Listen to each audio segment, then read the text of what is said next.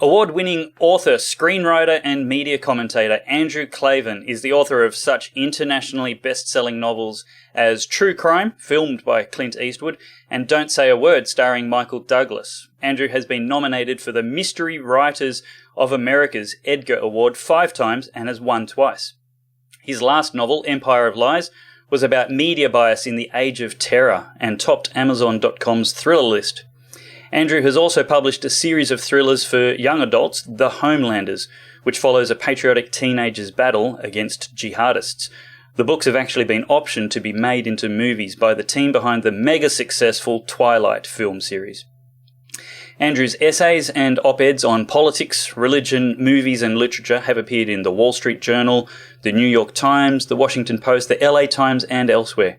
Andrew is a frequent media guest on television and radio stations from coast to coast in the US of A, where he is known for his quick wit, humour and commentary on politics and entertainment. He's the host of the Andrew Klavan Show at the Daily Wire and does me the great honour of being my guest on this episode of Pellowe Talk. Please stop whatever you're doing, wherever you are, unless you're driving or holding hot liquids, in which case take the appropriate care first.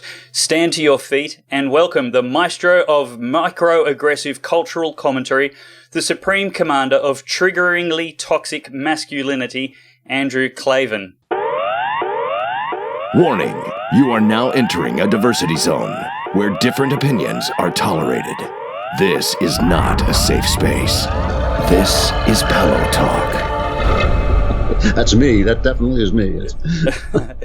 Welcome to the show. It's Sunday evening your time, so thank you for being very generous with it. Now, the first thing I want to talk to you about is a very hard-hitting and impacting issue, and that is, does your wife actually love Blue Apron as much as you say?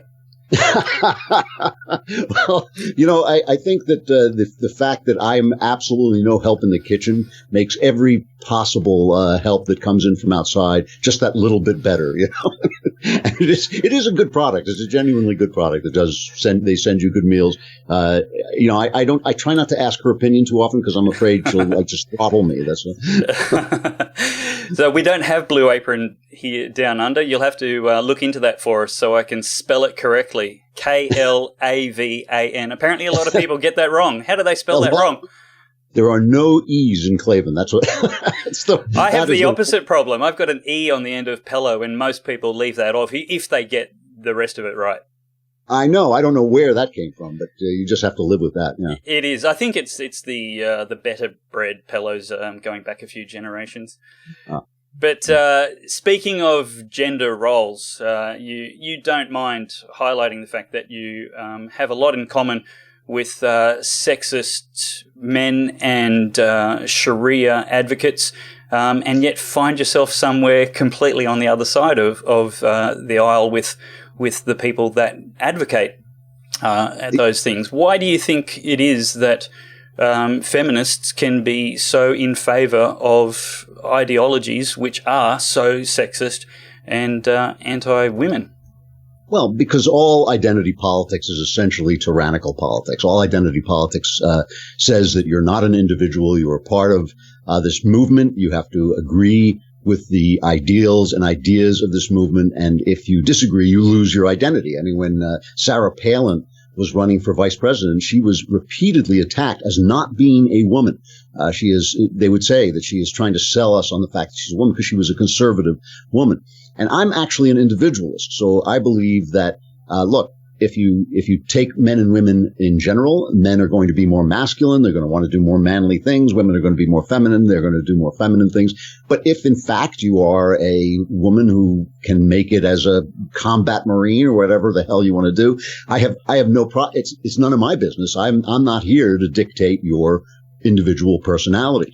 So I'm an anti-feminist because I think it's oppressive. I think it's anti-male. I think it's anti-femininity. I always point to Rosie the Riveter, who is, I don't know if you've ever seen, she was during the war to encourage women to get into industry because all the men were gone. Right. Rosie the Riveter, and she was this woman with making a muscle. And I always say, any man of the same fitness can make a better muscle. So they're essentially encouraging you to be a second-rate man instead of a first-rate woman. So, like, as a freedom guy, I think that any woman who comes to me and says, I can do this and want to do this, and this is what my life is about, and this is who I am as a person, it doesn't bother me in the least.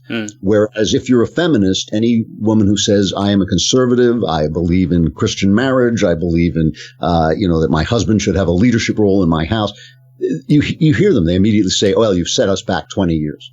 You think, gee, that sounded to me like you were just making a choice. So I just think all identity politics, whether it's Sharia politics or feminism or, racial politics, it's all tyranny. Yeah. Our Australian version, I guess the nearest thing we've got to Linda Sarsour, is a Muslim apologist by the name of Yasmin Abdul Majid.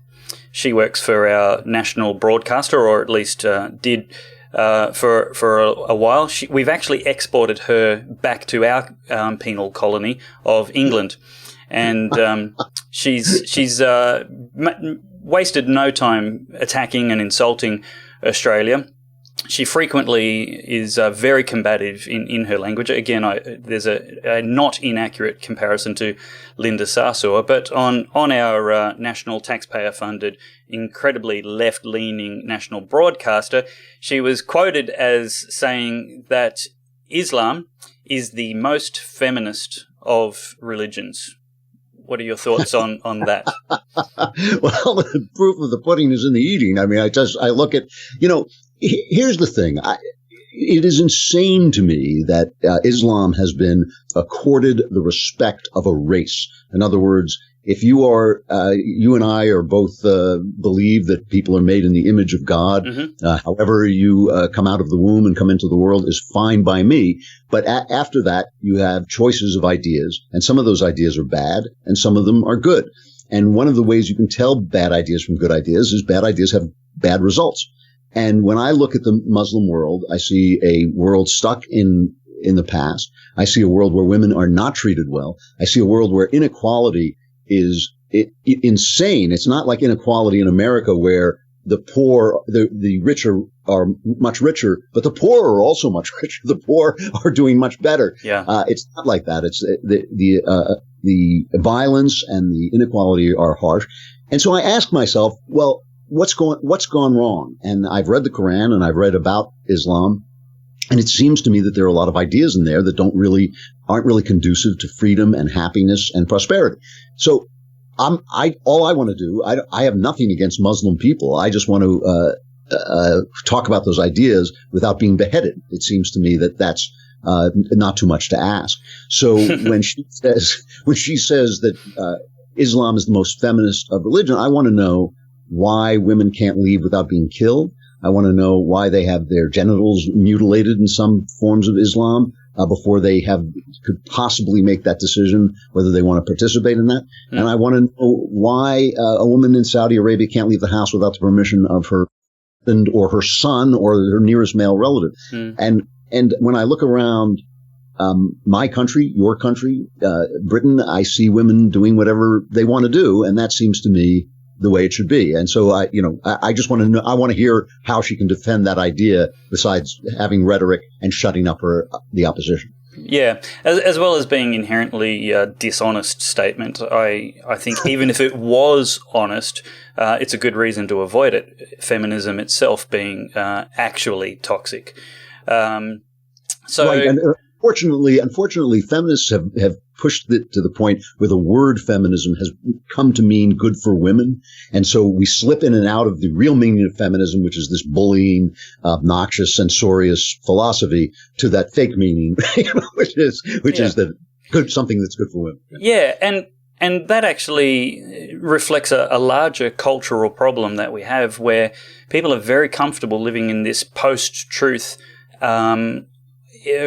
exercise age where they inherently embrace this thought that there is such a thing as their private personal truth, my truth, your truth, and the media really doesn't do anything to diminish that. It basically says if you think it, if you feel it, it's good, it's true. Be true to yourself. Oprah philosophy in a can, basically. What are your thoughts on how we got culture to this place and how we can get back to some acknowledgement of objective truth, objective reality? Well, I think that the idea of reasoning with people is very, very important, because I do think it works. I think over time, if you state the truth and you explain your motives and you're not screaming at people and you're not insulting them, I think people will listen. Ideas do win out. The problem that we have is this massive, massive effort to silence our ideas. Why? Because our ideas make sense and we will win that argument over time. It amazes me. Look, a lot of what's important in life is internal. Takes place inside the human consciousness and inside our perceptions. Your love for your wife or your husband is internal. The beauty of nature is something that takes place inside you. There is no beauty until you look at it and say it's beautiful. What they confuse is that any perception that you have is therefore important and true. And that is provably false. I mean, if you were schizophrenic and you believe Martians are speaking to you through your teeth, no, you have actually gotten something incorrect. If you are in love with a man, if you're a woman in love with a man and think he's a wonderful guy, but in fact he's running around on you and selling drugs or whatever, then you have gotten, your internal experience does not correlate to reality. And so we can make the argument that the way you feel is not necessarily legitimate. But our problem, and over time that's going to make people healthier, happier, smarter, and of course it will make sense to them. So often when I confront people quite bluntly with the truth, when they're spewing rhetoric at me, so often, especially young people, they laugh. They break up because they know they're spewing nonsense rhetoric. I truly believe that the problem we face is this massive, massive effort, at least in America, to silence our voices. I mean, YouTube demonetizes our videos.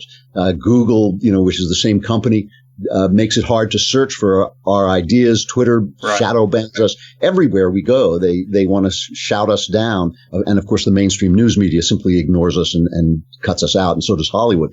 And so, that's the problem. We have so much to offer in terms of logic and truth and success, because all our ideas make people richer, happier, and smarter.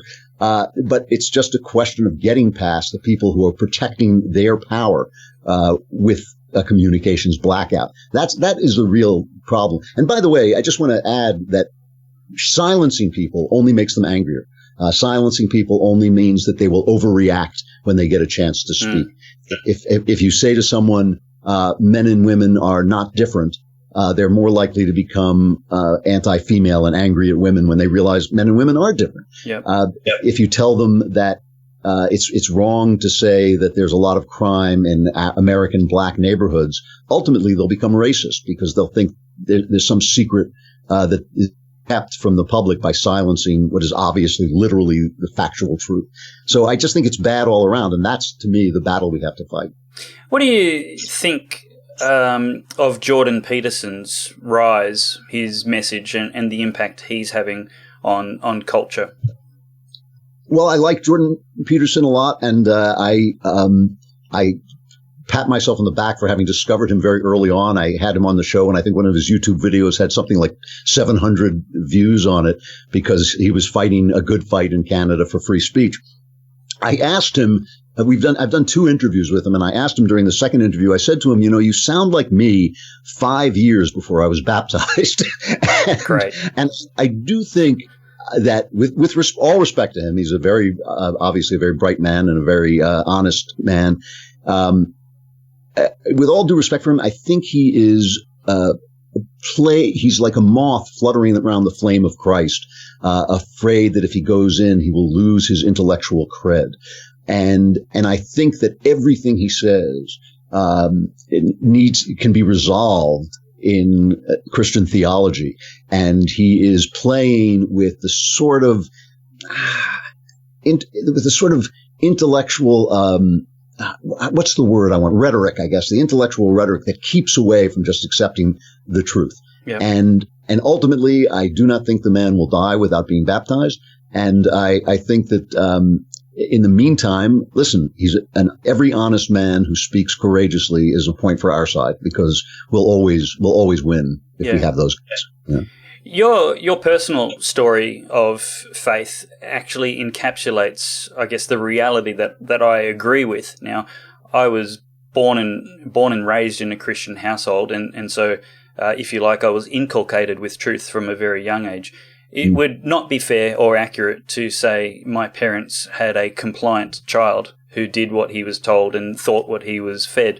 I've challenged and chewed on every idea my parents have ever given me. And they would laugh their head off if anybody suggested I didn't think for myself. However, your story isn't the same. Yours is actually much more interesting and less vanilla. You actually were born into was it an Orthodox Jewish household? Tell me the story of your journey of faith without taking the hour version. Yeah, no, I was born into a Jewish household where we practiced but didn't believe, which is, there's a lot of that. It was really, we were trained in Hebrew school. I was bar mitzvahed. But my mother was a stone atheist. She was one of the most convicted atheists I've ever met, and died that way. An evangelical atheist? An evangelical atheist. And my father was kind of, he kind of played it a little bit safer. He didn't want to quite poke God in the eye, but like he didn't really believe. And so ultimately it just became nonsense to me. I was like, why am I learning this? Why am I studying this? Why am I standing up and saying this? And I basically became an agnostic, and my life has been a life in the media, a life in the intellectual world. I've lived in New York and LA and London, and worked in movies and in publishing. And it was a world it was a secular world. It was a very, very forcefully secular world. If you said, I believe in God, that made you a little bit eccentric. If you said, I believe in Christ, that made you suspect and maybe even lunatic. So that was kind of the default, the world around me. And it was only slowly as I was deeply, deeply in love with Western literature and Western culture. And it took me a long time to teach myself those things. And I basically educated myself. Even though I did go to college, I didn't really pay any attention until I got out. And then I started reading all the books. And then as I was doing that, by sheer logic, by sheer force of logic, I began to see that Christianity was true. And I saw it in the way you know it's true if you see footprints in the snow, somebody has been walking in the snow. I began to realize that every single thing that I believed and knew to be the case could only be backed up logically by the truth of Christ. And by that time I had been through, I had a very difficult time in my youth. I always say that I've lived two lives. I feel at this point I'm in the middle of a third, but the first part of my life was very, very depressed, I was deeply torn. I had a very difficult upbringing, and it was just ripping me to pieces. And I ultimately, at the age of 28, just kind of cracked up. Wow. But it wasn't then that I came to Christ, because then I thought to myself, well, if you embrace religion now, it's just an act of cowardice. You're just grabbing a life raft because you're sinking. And so that didn't seem to me Which to have is actually the logical thing to do if you're sinking. Of course. I'm such a stubborn, stupid guy. I guess on the negative side, it was like incredibly stubborn and stupid of me. On the positive side, at least it showed some kind of intellectual integrity. Like I didn't want to have an excuse. I didn't want to have an excuse for it. And so over time, I really was cured. I went into a course of therapy, and it worked incredibly well. I became a very happy, very effective, very successful person in the world. And it was only then that I felt free to follow the logic of my own thinking, and really came to believe that there can be no morality without God, and that God looked so much like Jesus that there was no telling them apart. And so it became absurd to deny it any longer. And it was one of the two great decisions of my life. The first being getting married to my wife, and the second accepting Christ, which really has elevated my joy, which was already quite substantial. It's elevated my joy in living. Awesome. Amazingly, yeah. Yeah, that's great. It actually strikes me that, as Christians, especially Christians with opinions, we're often misrepresented as being incredibly self-righteous and judgmental and arrogant. and I sometimes take the time to explain to people, actually, the opposite is true. It's actually the opposite. Being a Christian actually takes an admission that you don't have it all right, that you don't have all the answers yourself, that you're actually entirely dependent on a higher source of authority, a higher source of truth, and that can be discovered together and collaboratively with other people, bouncing ideas off each other and listening to and critiquing each other's ideas. But ultimately, it's not a self-righteousness that we rely on, like you were talking about sinking when the raft comes along. It's actually that admission that you're helpless and out of your depth without that higher power, that independent, objective source of truth and power. Once again, this really does come down to this monopoly on the means of communication, because what happens is, if the mainstream media is so hostile toward Christianity, they pull the same trick over and over again. They get the most conservative Christian and ask him the most outlandish question. And then accuse him, and they do this over and over again. It's not like a one-time deal. If they find some new civil right, the right of a man who thinks he's a woman to use a girl's bathroom in a high school, whatever it is they're fighting for, they then go and get the most evangelical, most conservative guy, so they know that they'll set him off and he'll say something that sounds incredibly angry and stupid. Then they make a movie about it. Then they make a movie in which the character is that guy, and that movie is going to play and play. And when that movie is over, they'll make another movie with the same character. The fact is, when you then meet Christians, and they are incredibly loving and accepting and open and acknowledge sin in every single person, including themselves, you think, like, who's this guy? Where did this come from? And we are not smart enough to basically play that game back. And we also don't have the firepower, because they own so much of the media. And one of the things that I really have a problem with I'm a crime novelist. I write genre stories. I write stories that have very harsh, violent people in them who say very ugly things. And I keep getting letters from Christians saying, well, you call yourself a Christian and yet your character, spoke like that. And I just say, God is God of the real world. He's not God of Candyland. And if every Christian movie, I have no objection to Christian movies that are happy, I was saved, isn't it wonderful movies. If that's the only kind of movie, kind of story we can tell, we're not telling the whole truth of reality. I frequently point out that the TV show The Sopranos, which is full of vile people doing horrifying things, is one of the most moral and Christian shows I've ever seen. It basically shows you Christ in silhouette. That is, it blacks out. He blacks out his face, and he becomes very clear as the story goes on, just by watching all the other people around him, around his image. And so I guess what I think is that Christians need to be more realistic in their description of life. When I talk about joy, I'm not talking about smiley face happiness. There's tragedy in everybody's life and sorrow and disappointment in everybody's life. I'm talking about a vitality, what Christ called life in abundance. I'm talking about a vitality of living that I only think you get from following God. Yeah, I agree, and that's been my experience. The thing I think we would have in common is that we don't need to divorce intellectualism from the experiential aspect of our faith. The two merge very well, and to bring it back to where we started on this, that's perhaps something that I suspect Jordan Peterson isn't quite at yet, and that is that experiential immersion in stepping off the edge of what's known and testable, and then proving more by taking the leap of faith, so to speak. It's funny. It is just like getting married. When I say the two great decisions in my life were getting married and being baptized, there are some things we believe in science. I believe in science, and science is an experimental, experiential method.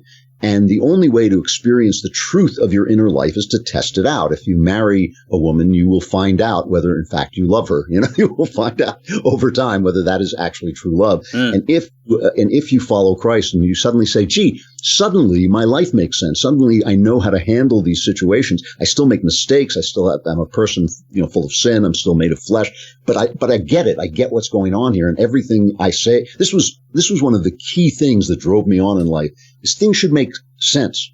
When you have an opinion, I always laugh when I hear the opinions of the left. They'll say things like there's no difference between a man and a woman. Men and women have no internal differences. And then they'll say, but a man can be a woman in a man's body. And I think, well, if there's no difference, how would he know? How would he know he was a man? And if there's no difference between men and women, how would you know if you had a woman inside? It makes no sense. Yep. So it is by following the logic of things that you really get where you need to go. Yeah. And the one thing that I have found that I find so terrific is that I'm not very good at quoting things. And in the Bible, there's a line about that God has revealed to children what he has not revealed to the wise.